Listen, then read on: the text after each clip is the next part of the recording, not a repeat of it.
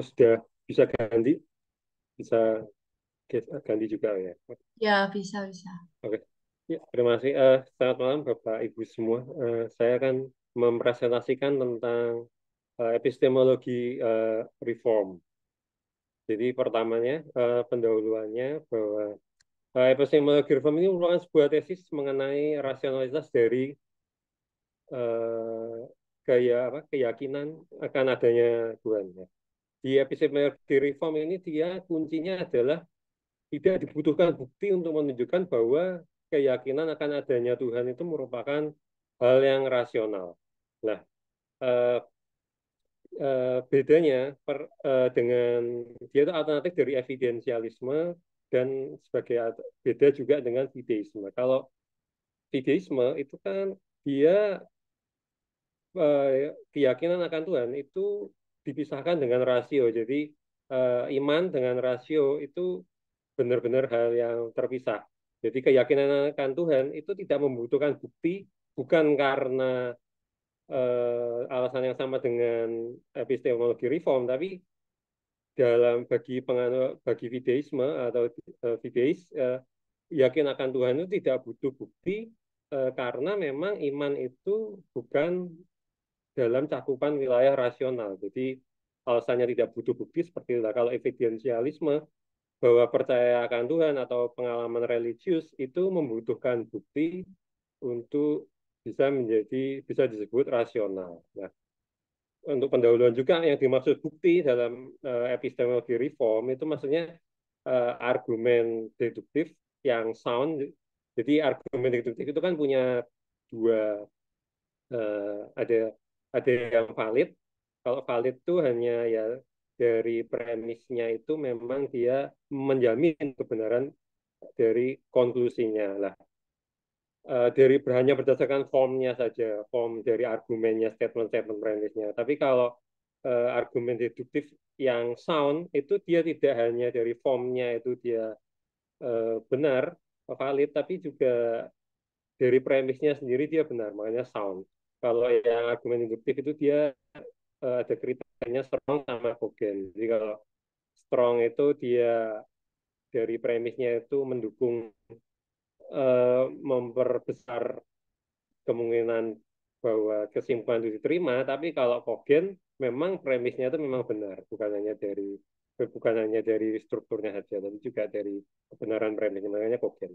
Nah, lalu dari epistemologi reform itu menurut Alvin Plantinga yang disebut rasional bukan hanya dia me, memperbelief sebuah logis semua hal yang koheren atau dia menolak hal yang inkoheren atau inkonsisten, tapi lebih dari itu bagi yang dimaksud rasional di sini itu dalam pengertian normatif. Jadi bahwa orang itu mempunyai tanggung jawab atau obligasi, kewajiban itu dengan apa yang dia percaya itu sehingga sesuai dengan norma yang ada itu yang disebut rasional. Jadi lebih dari sekedar bukan hanya orang yang rasional kan tentu tidak mempercayai adanya gunung tanpa lembah atau apa ya, tapi lebih dari itu maksudnya sesuai norma yang ada di masyarakat. Jadi mungkin yang disebut tidak rasional yang lebihnya saya supaya bisa cepat kaya maka saya harus boros. Nah, bukan itu kan tidak rasional yang dimaksud ya yang seperti itu bisa rasionalnya lebih dari sekedar hanya memenuhi logical possibility atau seperti itu. Nah, kalau dari seorang evidensialis itu memberikan keberatannya itu bahwa agar rasional keyakinan akan adanya Tuhan itu membutuhkan bukti. Nah, jika tidak ada yang premis kedua tidak ada bukti mengenai keberadaan Tuhan, maka kesimpulannya jadi keyakinan akan adanya Tuhan itu tidak rasional. Itu menurut keberatan dari kaum evidensialis. Nah, beberapa teis itu merespon keberatan tersebut pada premis keduanya, yaitu kalau yang di pertama dibilang tidak ada bukti mengenai keberadaan Tuhan, lah beberapa teis itu berusaha mencari-cari bukti, dia akhirnya menunjukkan bahwa ada bukti mengenai keberadaan Tuhan. Jadi kesimpulannya, jadi keyakinan akan adanya Tuhan itu rasional. Nah, tapi bagi epistemologi dalam epistemologi reform, yang dipentingkan itu, yang ditekankan itu bukan pada nomor dua, premis dua, tapi yang pertama. Jadi yang dipertanyakan itu apakah benar bahwa keyakinan akan adanya Tuhan itu membutuhkan bukti. Daripada eh, nomor dua memang bisa saja mencari berbagai bukti, misalnya lewat tadi kalau argumen deduktif ya mungkin pakai argumen ontologis dalam natural teologi ya, argumen ontologis, atau kalau yang a posteriori, yang induktif bisa pakai yang cosmological argument atau teleological argument. Nah, bagi reform epistemologis, cara yang menempuh untuk menyajikan bukti mengenai keberadaan Tuhan itu dipandang memang bisa, tapi terlalu repot, terlalu ada cara yang lebih mudah, ada bukan cara lebih mudah ya, tapi ada cara yang lebih langsung. Itu adalah langsung yang dipertanyakan ada yang pertama. Jadi apakah agar rasional itu keyakinan akan adanya Tuhan itu membutuhkan bukti. Nah, lalu sehingga epistemologi reform itu menolak pada premis pertama.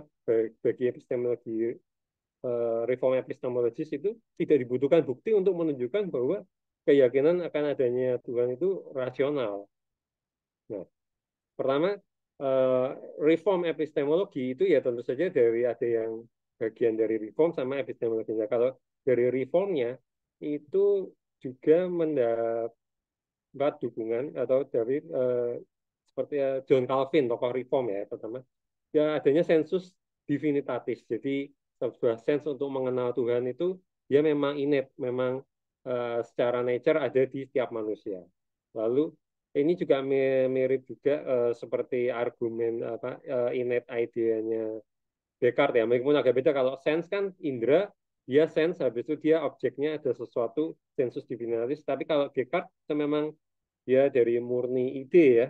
Jadi bahwa ada ide yang innate, kan ada yang ide yang adventitious sama yang factitious.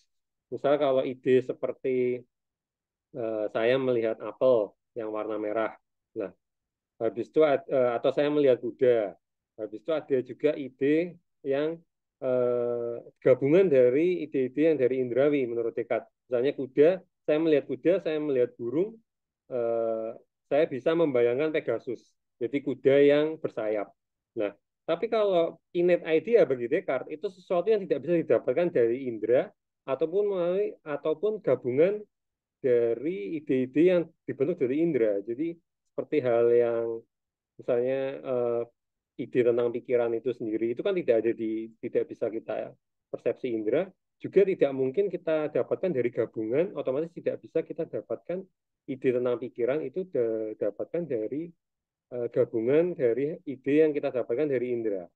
Ide itu innate, contohnya ide tentang pikiran, ataupun kita kan tidak pernah mempersepsi sesuatu yang tidak terbatas. Nah, bagi Descartes bahwa ide tentang Tuhan itu juga innate, dia bukan dari ide dari indah, bukan factitious, bukan juga adventitious idea. Jadi bukan gabungan, bukan dari persepsi indera yang sesuatu yang tidak terbatas, tapi dia juga adalah bukan juga gabungan. Jadi benar-benar memang dia innate, itu menurut Descartes. Nah, kalau epistemologi eh, eh, dari Thomas Reid ya, Belief Forming Faculties, Rationality Belief sama Epistemic Justification itu nanti classical conditionalism salah satunya yang akan ditolak oleh Alvin Plantinga.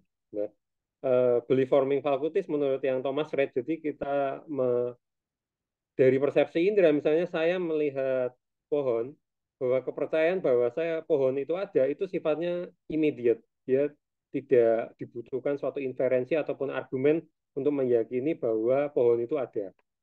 Langsung begitu saya lihat pohon, maka saya meyakini bahwa pohon itu ada. Itu yang salah satu ide dari pemikiran dari Thomas Reid ya, forming faculties.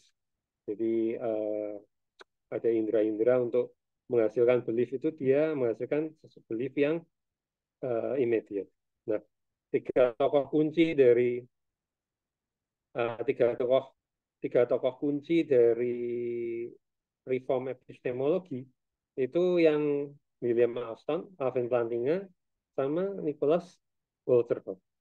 Dua ini yang paling utama, William Alston sama Alvin Plantinga. Uh, Pertama yang William Alston dulu. Nah, William Alston ini beliau itu menunjukkan bahwa uh, dia istilahnya Christian praktis itu bisa terjustifikasi sama terjustifikasinya dengan perseptual praktis.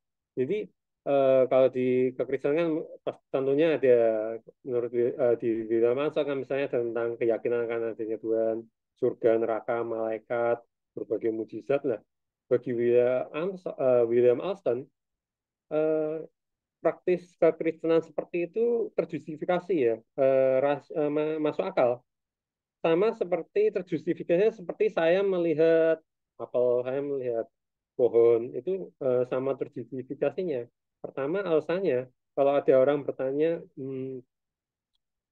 tentu saja orang yang mempertanyakan Kristen praktis itu pasti mempertanyakan apa buktinya dari Kristen praktis itu. Nah, ada yang bilang mungkin melalui Alkitab atau melalui pengalaman sendiri. Ya, bagi orang ada yang bilang itu sirkuler. Tapi bagi William Alston, eh, tidak hanya sesungguhnya yang sirkuler itu tidak hanya Kristen praktis. Eh, Praktek kita menggunakan indera sehari-hari pun itu juga tidak ada justifikasi yang non sirkuler, selalu sirkuler. Contohnya kita nanti akan dibahas di belakangnya bahwa tidak ada justifikasi yang non sirkuler yang tersedia bagi perseptual praktis karena akses kita ke dunia fisik ya hanya melalui indera kita itu sendiri. Kita tidak bisa menunjukkan reliabilitas dari persepsi perseptual praktis itu tanpa mengandalkan perseptual praktis itu sendiri. Nanti contohnya akan ada di belakang ya. Sama juga kita tidak bisa menunjukkan bahwa ingatan kita itu reliable independen dari ingatan. Jadi selalu sirkuler. Jadi kita tidak memiliki alasan yang cukup kuat untuk mempertanyakan keabsahan dari perseptual praktis. Itu satu-satunya justifikasi. Nah, menurut Jonathan bahwa berbagai pengalaman mistik atau pengalaman supernatural itu bisa dianggap sebagai persepsi Tuhan itu sama analoginya dengan kita melihat benda-benda fisik. Nah, semua keberatan terhadap Christian mystical practice menurut Jonathan itu selalu karena ada kegagalan itu akan dikelompokkan menjadi dua, realisme epistemik maupun double standard. Contohnya misalnya adanya logical gap objection, salah satu keberatan dari orang yang menolak Christian praktis misalnya.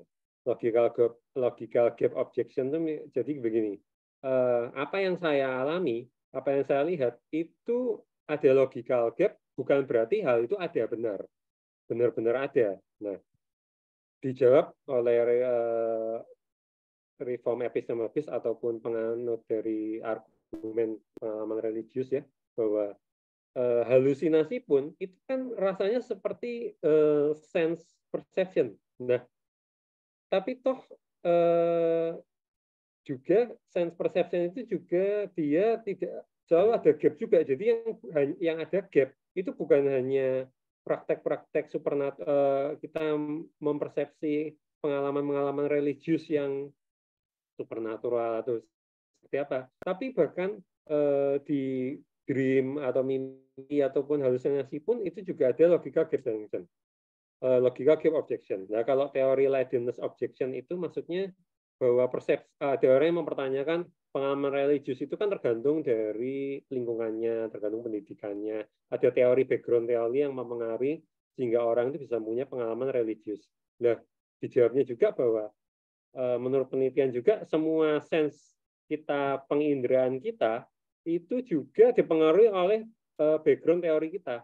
Bukan hanya pengalaman religius, pengalaman indrawi kita pun seperti itu. Tidak bisa benar-benar ada ground yang kokoh.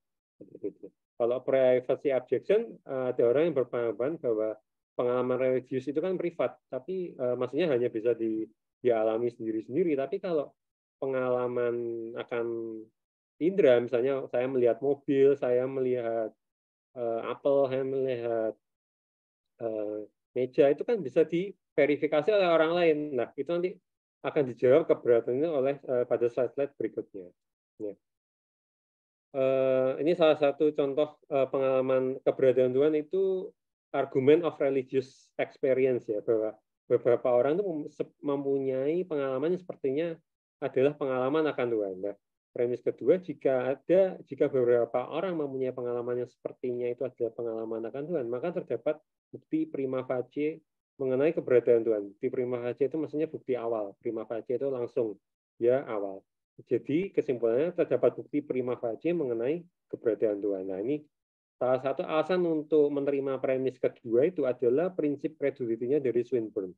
Nah, menurut Swinburne bahwa apapun yang tampil di hadapan, dipersepsi oleh seseorang, selama itu tidak ada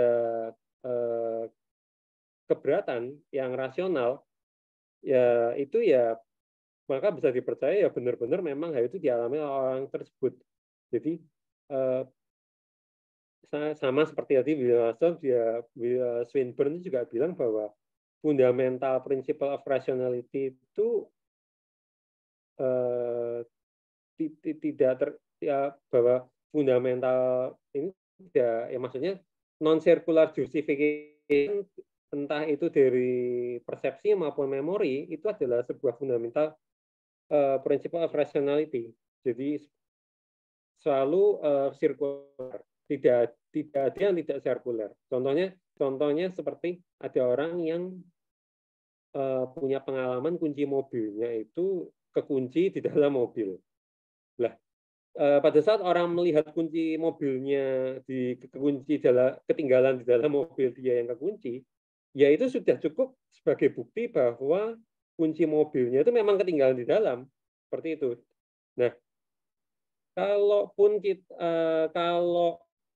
ada orang yang misalnya kita tahu ada orang yang sering berhalusinasi kunci mobilnya itu ada di dalam, ketinggalan di dalam, atau dia dihipnotis agar meyakini bahwa kunci mobilnya ketinggalan di dalam, itu mungkin memang bisa merubah penilaian kita terhadap bahwa orang itu bisa layak dia untuk percaya bahwa kunci mobilnya ketinggalan dalam mobil. Namun jika tidak ditemukan hal-hal tersebut, misalnya saya nggak tahu teman saya itu yang ketinggalan mobilnya, dia tidak pernah halusinasi seperti itu, juga nggak pernah dihipnotis, ya maka kita percaya kalau dia memang benar-benar prima facie bukti bahwa kunci mobilnya memang ketinggalan. Nah, begitu juga dengan pengalaman religius. Orang yang mempunyai pengalaman religius, kehadiran Tuhan, itu ya memang bukti awal bahwa memang Tuhan itu hadir.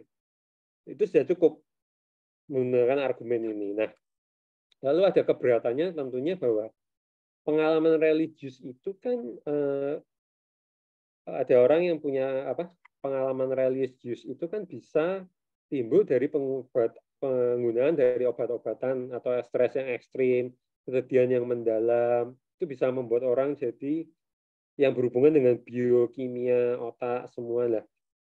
Di bawah kondisi-kondisi alami tersebut, pengalaman religius dapat muncul sehingga ini memunculkan keraguan terhadap legitimasi dari semua pengalaman religius. Nah, dijawab bahwa betul memang secara eksperimental secara diteliti memang obat-obatan stres yang mendalam memang bisa meningkatkan peluang atau intensitas dari pengalaman-pengalaman religius. Meskipun bahwa obat-obatan itu bisa cukup menghasilkan pengalaman religius, pengalaman mistik, itu tidak berarti bahwa pengalaman mistik itu unveridical atau tidak benar atau tidak sah. Nah, karena menurut Kaiman Kwan ini bahwa Tuhan bisa saja memberikan, memang Tuhan dari merancang otak itu kalau begitu triggernya itu di otak itu memang memang dipicu oleh entah obat atau apa, ya tentu saja pengalaman religius itu memang ya pasti muncul, tidak ada masalah. Nah, tidak ada selama bahwa tidak ada alasan bahwa stage otak itu there is no reason why those brain states cannot, tidak ada alasan mengapa kok obat tidak bisa membuat religius memang. Selama proses itu memang sudah ditentukan Tuhan, ya otomatis persepsi tentang Tuhan itu adalah hal yang harus bisa dianggap sebagai hal yang benar. Nah, meskipun obat itu, meskipun eh, yang dianggap pengalaman religius itu muncul dari obat, itu bukan berarti dan itu pengalaman religius itu dianggap sebagai unverifiable, ya tidak berarti bahwa pengalaman religius yang tidak dihasilkan oleh obat itu menjadi salah juga gitu. Jadi tidak ada hubungannya antara obat menghasilkan pengalaman religius dengan pengalaman religius yang tidak dihasilkan oleh obat atau oleh berbagai hal tadi. Nah, yang bisa ditunjukkan bahwa secara eksperimen pengalaman bahwa pengalaman religius atau pengalaman mistik itu bisa dipalsukan. Nah, ini tidak hanya khusus dialami oleh pengalaman religius, pengalaman sensori kita pun bisa dipalsukan dengan drugs macam-macam. Jadi double standar hanya kalau kita hanya bilang oh halusinasi atau itu hanyalah proses otak semata. Kalau kita hanya menggunakan alasan itu untuk menyanggah pengalaman keberadaan pengalaman religius, dan pengalaman indrawi aja juga bisa dihasilkan dari obat seperti itu. Jadi keberatan ini berhasil dipatahkan.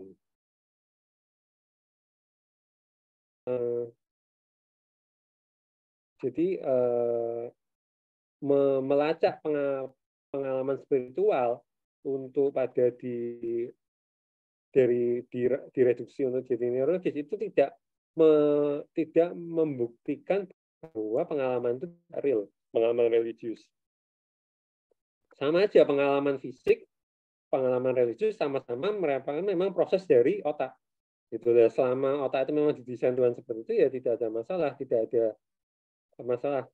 Nah, lalu menurut ini Andrew sama Newberg sama John D'Aquili itu juga bahwa mengapa kemampuan untuk menghasilkan pengalaman religius itu tidak mempunyai fungsi yang jelas untuk meningkatkan survive menurut teori fisik, tapi toh tetap kemampuan untuk menghasilkan pengalaman religius itu tetap ada. Jadi teori evolusi pun menurut Eugene diakui sama Andrew pun ini tidak bisa menjelaskan mengapa pengalaman religius itu ada, kemampuan untuk mempersepsi atau menghasilkan pengalaman religius. Jadi pengalaman religius ini tidak bisa ter ternegasikan juga oleh teori evolusi. Itu juga bila dari yang dia bilang bahwa kalaupun kita tidak secara umum percaya bahwa orang yang suka melaporkan bahwa orang yang dia itu kuncinya ketinggalan dalam mobil itu berhalusinasi, kita tidak, kalaupun ada orang-orang seperti itu, kita juga tidak lantas menganggap semua orang yang kuncinya ketinggalan di dalam mobil itu mereka jadi berhalusinasi. Ya, tapi kalau kita mengaplikasikan standar seperti orang yang karena ada orang yang misalnya orang yang suka berhalusinasi sehingga dia bisa menghasilkan pengalaman religius, nah maka semua pengalaman religius yang ada itu dianggap itu hanyalah halusinasi. Nah itu namanya double standar karena di pada saat kita mengindra sehari-hari pun tidak seperti itu ya. Meskipun kita melihat itu, kita ada orang memang beneran teman kita berhalusinasi bahwa kunci mobilnya itu ketinggalan, dia berhalusinasi pada nggak ketinggalan, kan bukan berarti kita menganggap semua teman kita yang lain juga berhalusinasi kan ya. Begitu juga pengalaman religius. Jadi namanya double standar. Ya. Nah, ini kalaupun terdapat beberapa orang yang sering mengalami halusinasi kunci mobil itu mereka tertinggal dalam mobil, ya fakta tersebut tidak lantas membuat kita memiliki dasar yang kuat untuk berpikir bahwa tidak ada orang yang terjustifikasi untuk memiliki keyakinan bahwa kunci mobilnya itu ketinggalan. Begitu juga dengan orang yang punya pengalaman religius. Lalu yang ini yang menarik juga bahwa ada orang mungkin tentang pengalaman religius itu orang dia bilang ya kalaupun ya memang pengalaman religius itu benar lah. Bagaimana kita kan pengalaman indrawi itu kan publik, banyak orang bisa mengalami. Nah, pengalaman religius itu kan nggak semua orang, hanya orang-orang tertentu lah. Nah, pengalaman kunci mobil kita yang ketinggalan dalam mobil itu bisa diverifikasi oleh orang lain. Nah, sedangkan pengalaman religius itu kan subjektif. Tidak ada cara yang independen untuk mengonfirmasi bahwa pengalaman religius itu reliable. Jadi apa bedanya pengalaman religius yang benar dengan pengalaman religius yang keliru? Karena tidak bisa diverifikasi. Apa kriterianya? Lah itu dijawabnya oleh Martin. Ini bukan Martin ini adalah orang yang menyanggah yang tidak setuju tentang pengalaman religius ya, satunya menurut C.B. Martin tuh kalau saya melihat sebuah kertas warna biru, menurut C.B. Martin seperti ini, bahwa keberadaan kertas warna biru itu tidak bisa disimpulkan hanya dari pengalaman saya melihat mengalami kertas warna biru tersebut. Kita harus ada fakta lain yang relevan, seperti apakah kertas biru itu bisa difoto, bisa disentuh, atau apakah orang lain teman saya juga melihat kertas biru yang saya lihat. Jadi bukan saya menyimpulkan kertas warna biru itu bukan hanya dari pengalaman saya, tapi harus bisa difoto, harus bisa disaksikan oleh orang lain, gitu loh. Nah, itu kertas biru dan kunci mobil bisa diverifikasi. Tapi kalau pengalaman religius, menurut C.B. Martin itu tidak bisa. Nah, ini ya, kalau kita lihat ini kertas biru kan, kalau kita lihat kertas biru, ini bisa dibuktikan menurut C.B. Martin. Tapi kita tidak bisa membuktikan kertas biru ini ada dengan dari diri sendiri, harus bisa dikonfirmasi oleh teman kita, oleh fotograf, oleh foto ya. Nah, tapi oleh filsuf lain dibantah seperti ini, bahwa dibantahnya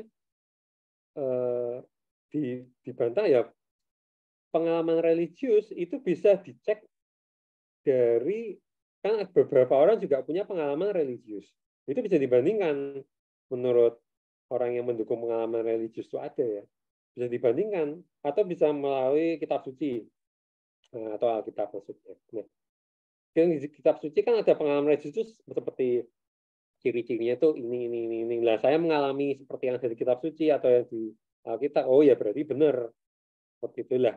Orang yang tapi kritik akan menjawab lagi, kalau kita menggunakan argumen ini bahwa pengalaman religius itu bisa dicek dari pengalaman religius orang lain juga, dikonfirmasi oleh pengalaman religius juga, ataupun dari berdasarkan kitab suci, maka itu sama aja berarti kan orang itu sudah mengasumsikan kebenaran dari keyakinan religius tersebut.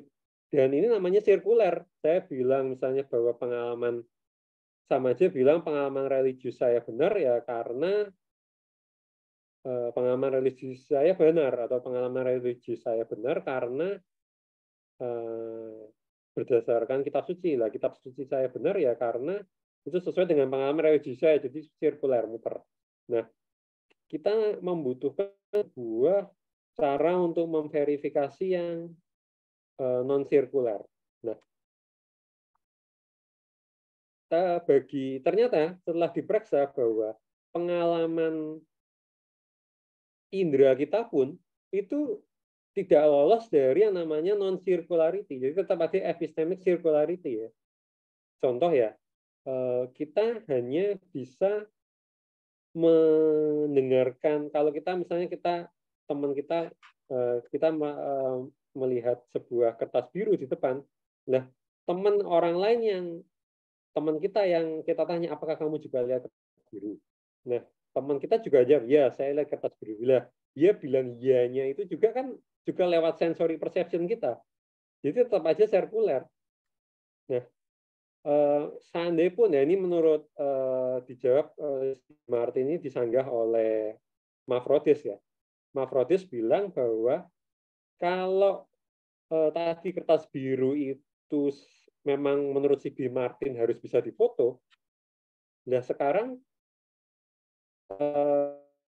yang foto yang kita lihat itu apa yang ada dalam foto itu. Nah, untuk melihat apa yang di dalam foto itu kan kita kan juga harus lihat juga, harus pakai mata kita juga kan. Nah, tapi kalau menurut si B. Martin bahwa keberadaan dari kertas biru itu tidak bisa disimpulkan hanya dari pengalaman saya mengalami kertas biru, nah begitu juga pengalaman saya melihat foto itu juga tidak bisa disimpulkan keberadaan foto itu ada, tidak bisa disimpulkan dari pengalaman saya lihat foto itu juga.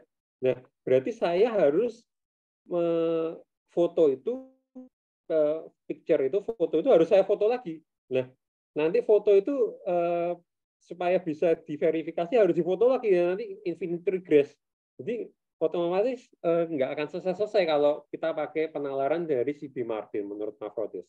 Nah, sama kalau kita juga mengundang teman kita untuk tanya apakah kertas biru ini ada ya. Nah, kalau kita tanya seperti itu, ini my friend, teman kita tuh melihat kertas itu, kertas biru, tapi kan kehadiran, tapi menurut si B. Martin juga bahwa presence atau kehadiran dari keberadaan dari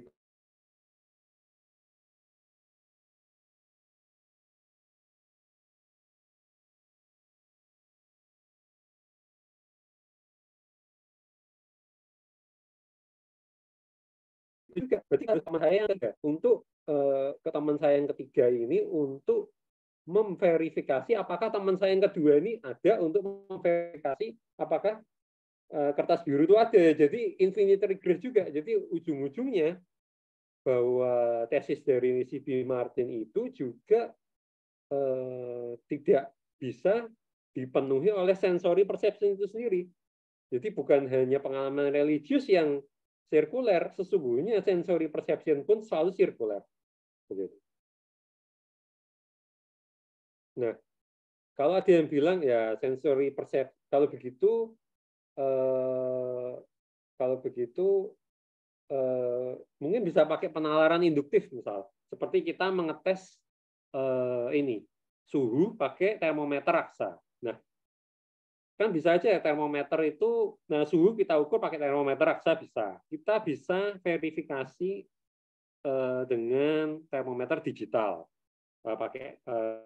bukan yang pakai raksa. Nah, jadi yang dimaksud induktif bahwa kejadian di masa lalu kalau sering terjadi seperti itu, maka kita bisa meramalkan atau memperkirakan bahwa kejadian itu akan terjadi juga di masa mendatang. Maksudnya induktif ya. Beda dengan ini, maksudnya induktif. Soalnya ini, bahwa kita bisa mengukur air raksa, kita mengukur benar pakai termometer raksa kita itu valid, bukan valid, ya valid, maksudnya bisa untuk mengukur suhu dengan benar ya di kemudian hari bisa, dan itu bisa di cross check dengan termometer digital atau mungkin dengan cara-cara lain, mungkin pakai thermal fotograf atau apa, itu bisa. Nah, tapi ujung-ujungnya kalau kita mempertanyakan, tapi kan termometer itu juga kita lihat juga, itu masuk dalam sensory perception kita ya, maka kita juga tetap tidak punya independent access terhadap sensory perception kita.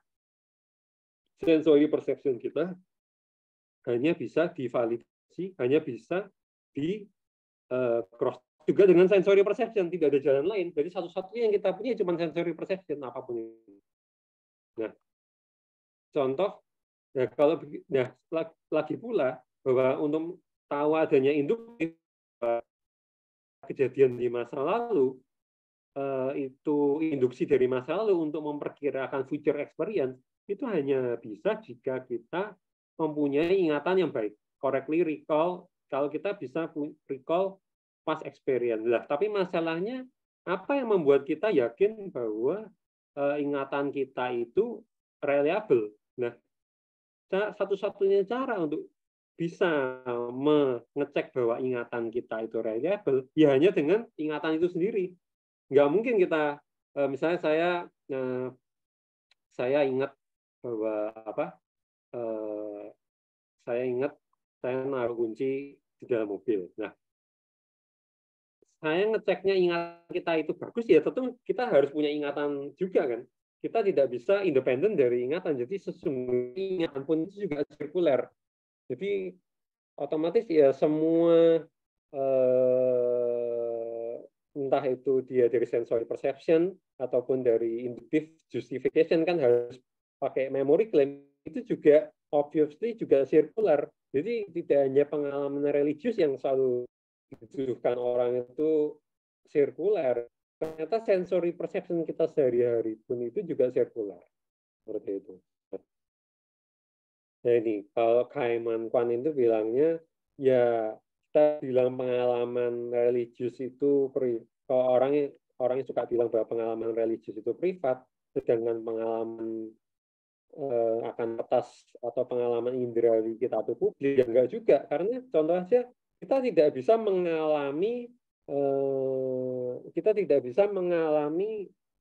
itunya apa pengalaman orang lain, kita tidak bisa melihat orang lain melihat kertas ya privat juga kan ujung-ujungnya. Jadi sama-sama privat dan kita yang bisa membuat publik pengalaman indrawi hanya dari verbal report.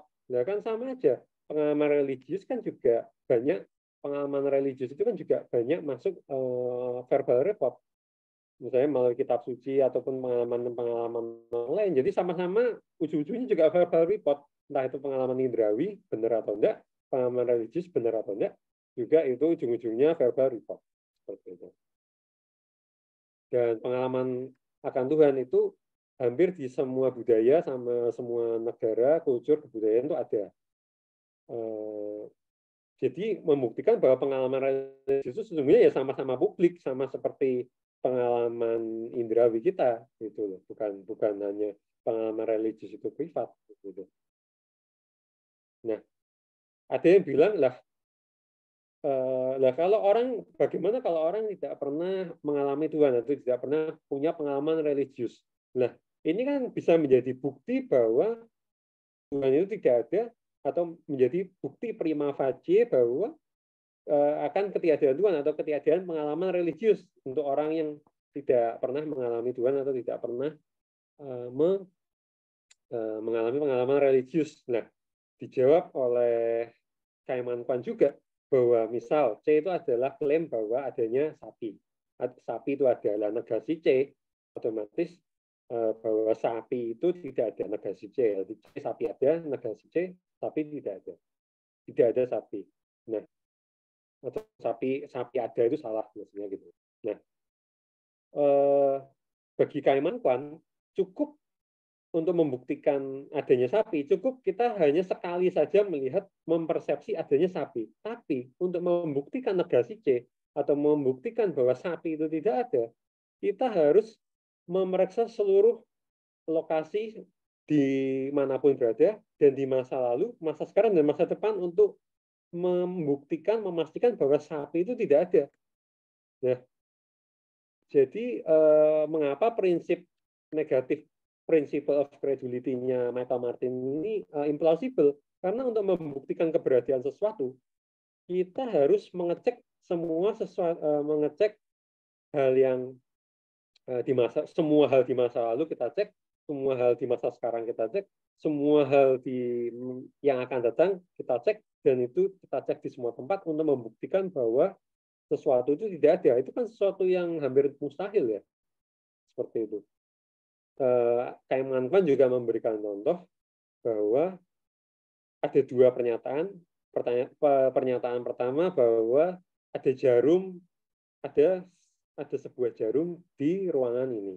Dengan pernyataan kedua, tidak ada jarum, tidak ada sebuah jarum pun di ruangan yang besar ini. Kira-kira mana yang lebih mudah untuk kita percaya? Ya tentu saja kita lebih mudah percaya bahwa orang yang bilang ada jarum atau ada jarum di ruangan ini daripada kita bilang bahwa di ruangan ini tidak ada jarum. Ya, kalau untuk membuktikan ketiadaan jarum di ruangan ini, kita kan harus ngecek semua sudut.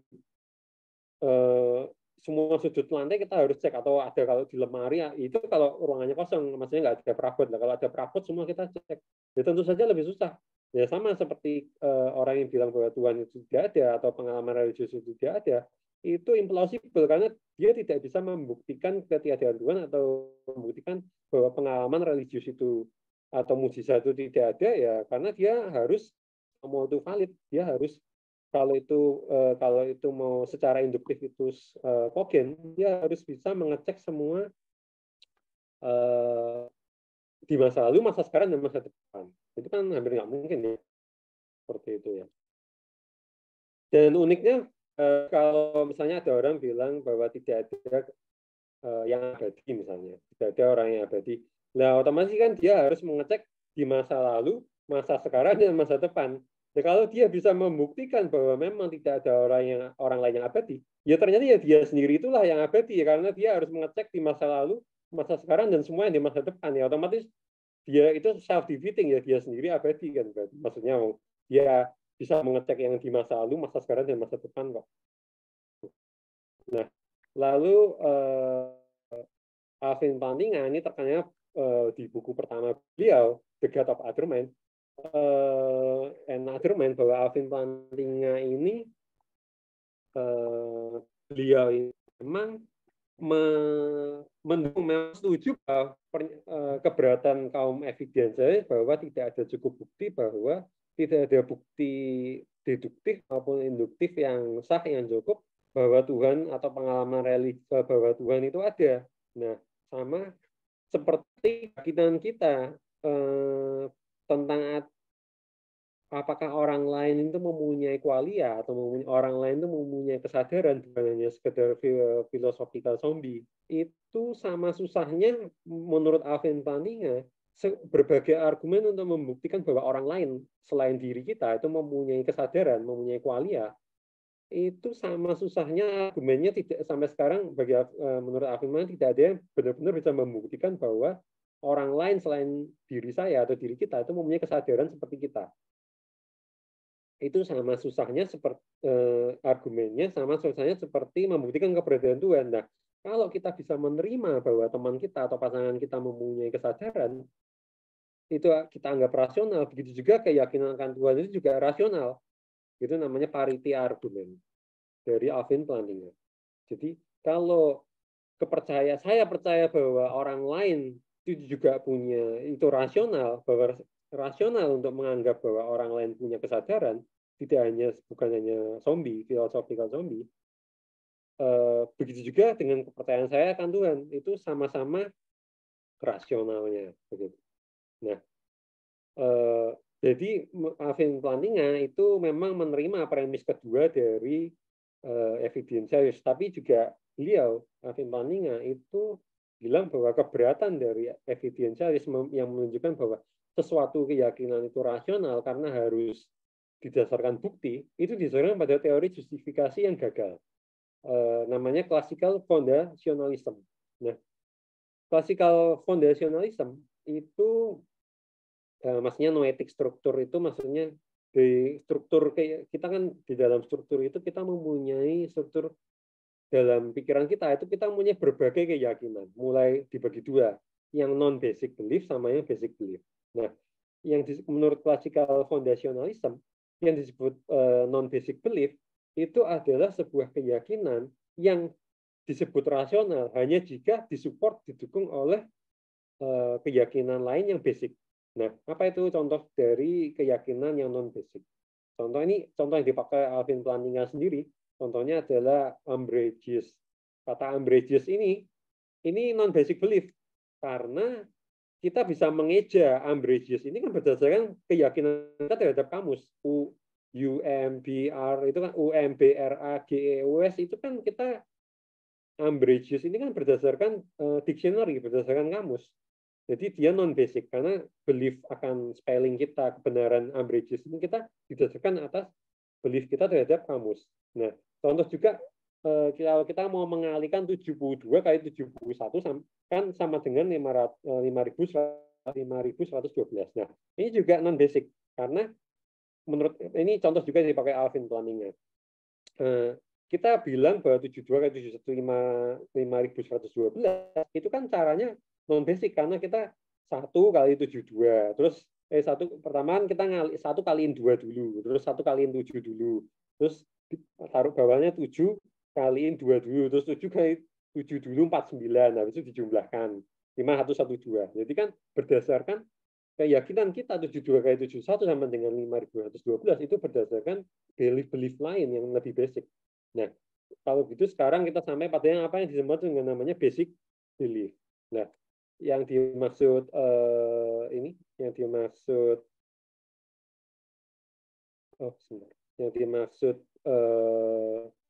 yang dimaksud basic belief itu hanya rasional kalau dia benar-benar tidak menggantungkan dirinya terhadap belief yang lain. Dia namanya aja basic di dasar. Nah, basic belief pun itu dikategorikan lagi ada yang benar-benar yang rasional. Namanya properly basic belief. Nah, yang disebut properly basic belief itu ada 3 menurut klasikal fondasionalisme. Yang pertama, evident to the senses. Bisa kita persepsi. Contohnya, ini menurut Alvin Plantinga juga. Contohnya, saya melihat ada sebuah tikus yang berwarna merah muda, jambon, di depan saya. Ini menurut klasikal foundation benar, ini bisa dikatakan basic. Saya kan nggak ada bukti lain untuk bisa bilang, saya mau membuktikan adanya komputer di depan saya, apakah saya butuh argumen deduktif, induktif, kan nggak butuh. Langsung dengan persepsi indera saja kita bisa yakin bahwa ada komputer di depan saya, atau ada tikus berwarna pink di depan saya. Itu yang evident to the senses. Nah, sekarang yang disebut incorrigible itu, maksudnya incorrigible itu tidak bisa diragukan lagi. Menurut Alvin Plantinga yang juga dipengaruhi oleh Descartes, bahwa tadi kita bilang saya melihat adanya tikus berwarna merah muda di depan saya. Itu tapi yang tidak bisa diragukan lagi bahwa kalaupun misalnya kalau adalah bilang sepertinya saya terlihat di depan saya itu, saya sekarang terlihat mengalami adanya tikus berwarna pink di depan saya. Itu tidak bisa kita ragukan. Kalaupun saya berhalusinasi ataupun kalaupun yang saya lihat itu hanya menyerupai tikus berwarna pink, tapi itu ternyata itu karena ilusi ataupun tidak ada barangnya, tapi saya berhalusinasi, tidak ada masalah karena pengalaman saya berhalusinasi pun itu kan ada di dalam pikiran saya, itu yang tidak bisa saya ragukan. Ini kan terinspirasi dari Descartes. Jadi misalnya kalaupun saya mengalami ilusi atau halusinasi akan adanya tikus pink, tapi kalaupun tikus pink itu hanyalah halusinasi saya,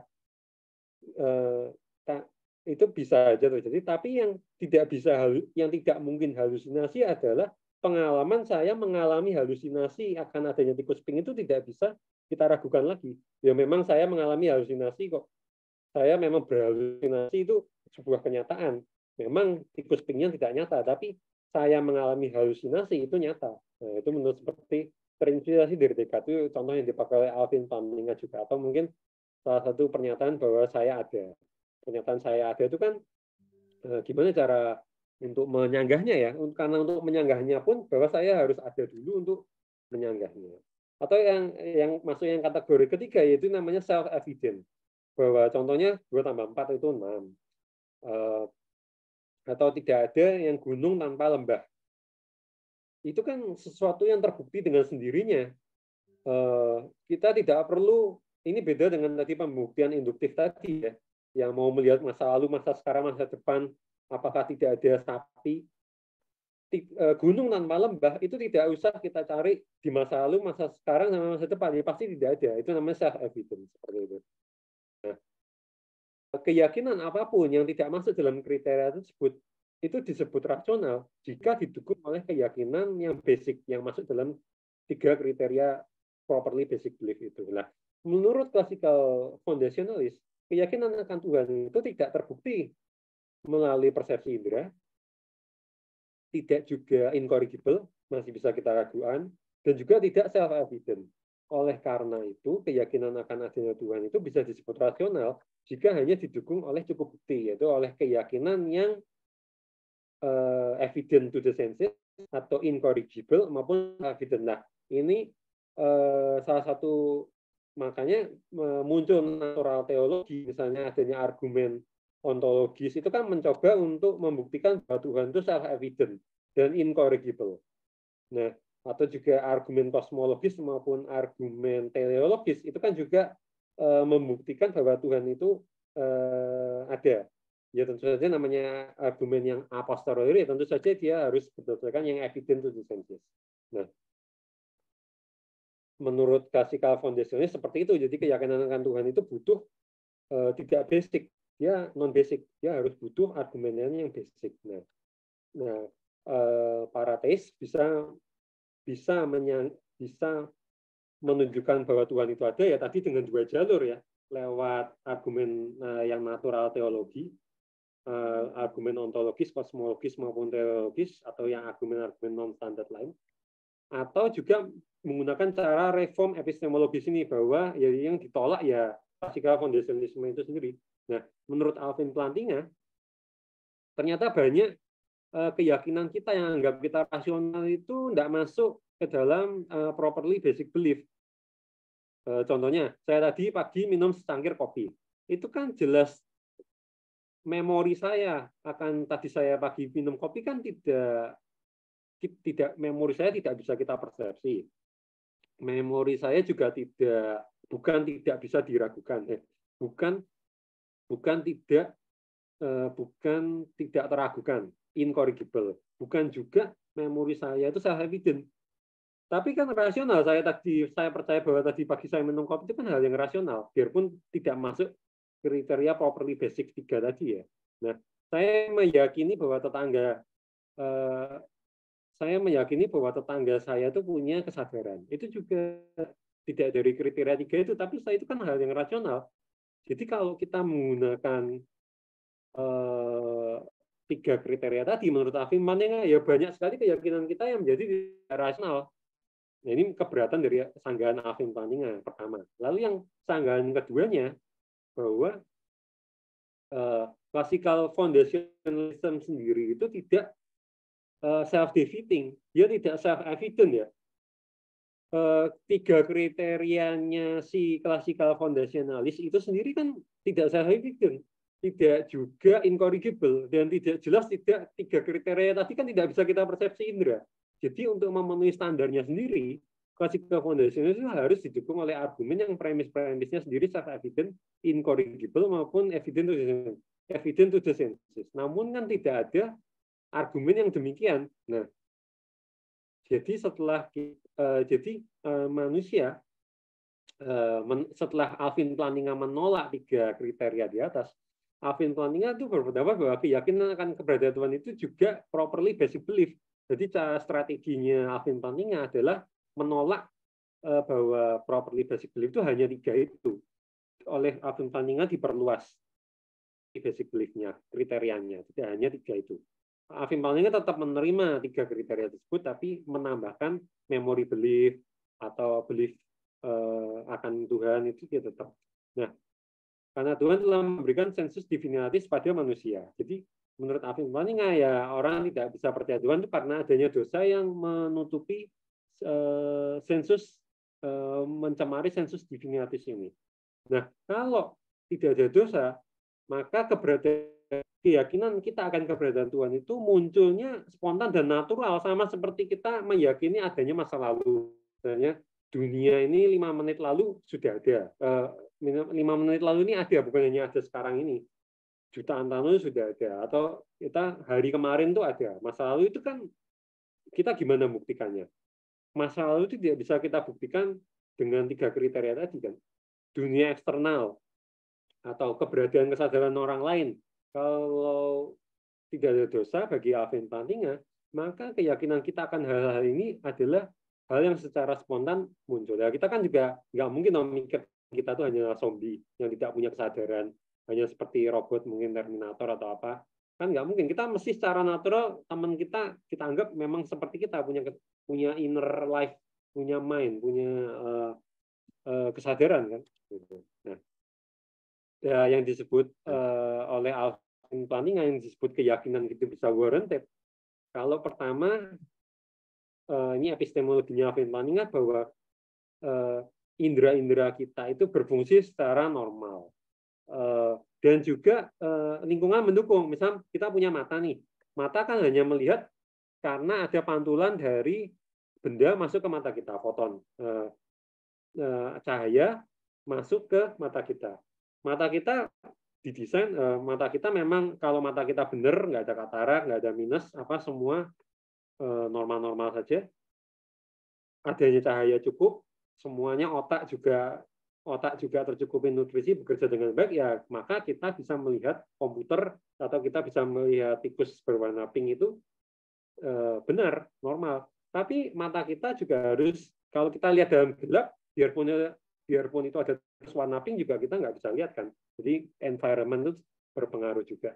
Lalu yang kedua bahwa desain, menurut Alvin Plantinga, desain plan dari pencipta itu juga, Alvin Plantinga bilang bahwa entah itu evolusi maupun secara desain oleh sang pencipta, itu juga harus mendukung desain dari pencipta itu juga bahwa kita menghasilkan true belief. Makanya seperti Descartes yang bilang adanya Deus Deceptor atau evil demon yang bilang, makanya Descartes kan bilang ragu bahwa kalau ada pencipta yang menciptakan orang itu memang berusaha untuk mengelabui, ya dia juga nggak akan tahu karena sense perception itu kan satu-satu yang dia punya. Nah, ini yang dimaksud Alvin Plantinga juga bahwa desain sang pencipta kita itu juga mempengaruhi ya kalau memang kita memang harus mendesain kita fakulti kita menghasilkan keyakinan yang benar. Jadi desain itu penting karena seperti itu. Lalu ada high statistical probability bahwa keyakinan kita itu menghasilkan kondisi yang benar. Seperti itu. Begini, oleh Kaiman Kwan juga oleh filsuf dikatakan begini, orang yang sakit terminal, sakit kanker mungkin stadium lanjut, dia punya keyakinan bahwa saya pasti sembuh, saya bisa sembuh. Nah, padahal kan hampir kan kecil kemungkinan orang yang sakit sudah terminal, sudah nyebar kemana-mana, dia bisa selamat, bisa hidup.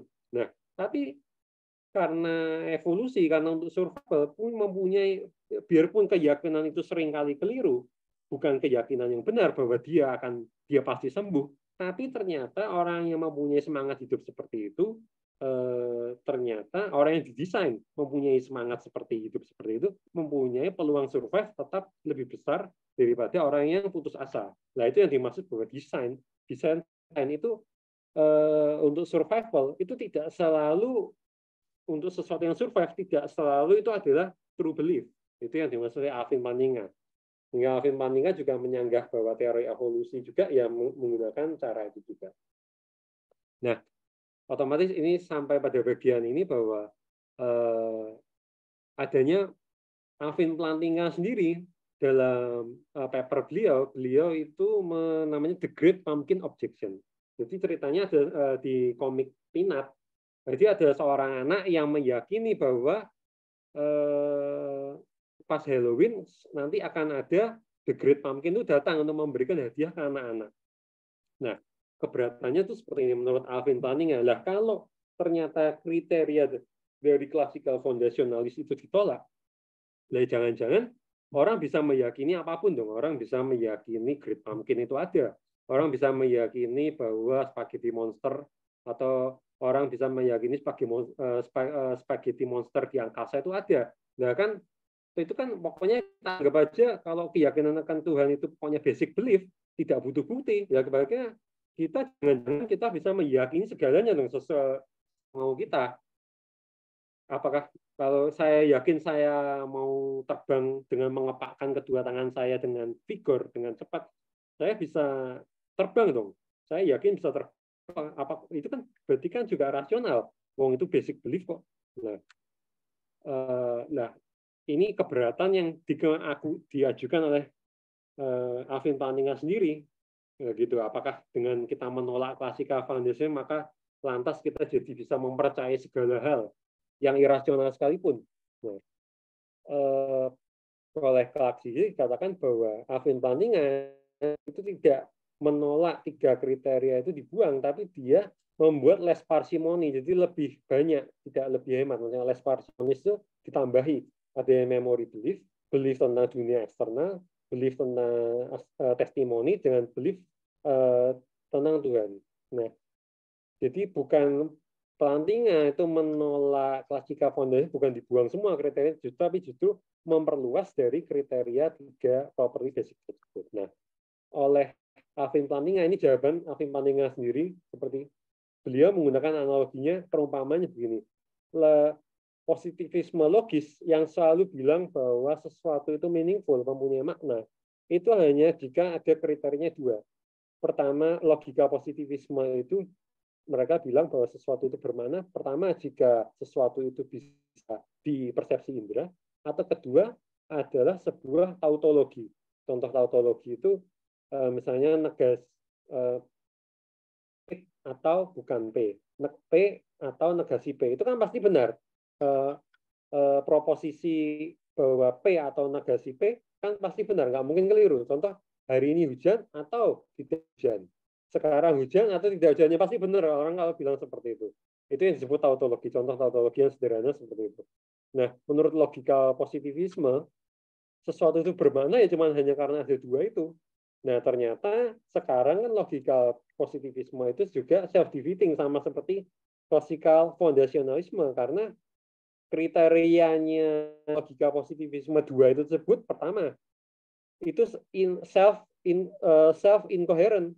2 kriterianya di positivis itu sendiri bukan sebuah tautologi, dan jelas 2 kriteria positivisme logis itu juga tidak bisa kita persepsi indera. Ya, jadi otomatis sekarang makanya positivisme logis itu kan diperbarui atau tidak, yang aslinya tidak, sekarang sudah ditinggalkan. Nah, oleh Alvin Plantinga, biarpun positivisme logis itu ditinggal, apakah dengan itu berarti kalimat nomor 7 ini was Brilik and the Slititov ini, apakah kalau kita baca kalimat nomor 7 ini apakah jadi nah, ya kan tentu tidak. Nah, sama, biarpun saya menolak klasikal nasionalis, bukan berarti semua belief itu juga jadi properly basic. Nah, sama kan? Kalaupun saya menolak logika positivisme, bukan berarti kalimat sembarang sebenarnya jadi bermakna. Begitu. Menurut Alvin Plantinga, ini contoh yang dipakai Alvin Plantinga seperti itu. Nah, ya ini sama.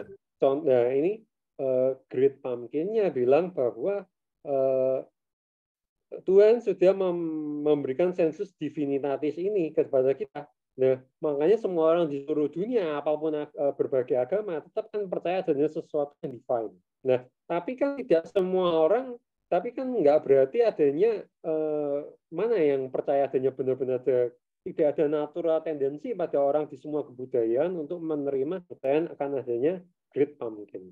Jadi tetap kepercayaan akan adanya Tuhan itu properly basic belief, tapi contoh ada kepercayaan akan adanya Great Pumpkin itu bukan properly basic belief. Dan kita tidak bisa memilih apa yang bisa kita yakini ya. Contoh, saya mau meyakini bahwa bulan itu tidak ada, kan tidak bisa. Atau kita mau meyakini bahwa komputer itu tidak ada. Kita kan tidak bisa memilih apa ini. Ya, ini yang dimaksud juga oleh properly basic belief. Ya, kalau Nicholas Waterhoff ini sama juga seperti Swinburne ya bahwa pengalaman religius atau pengalaman akan adanya Tuhan itu cukup. Jadi our belief itu rasional, kecuali kita punya alasan yang kuat untuk meninggalkan. Jadi semua pengalaman religius itu atau pengalaman sensori ataupun pengalaman religius atau pengalaman akan adanya Tuhan itu harus dipandang dia benar sampai terbukti salah. Bukan kita pandang salah dulu, baru nanti bisa terbukti benar. Oke, demikian presentasi saya. Terima kasih.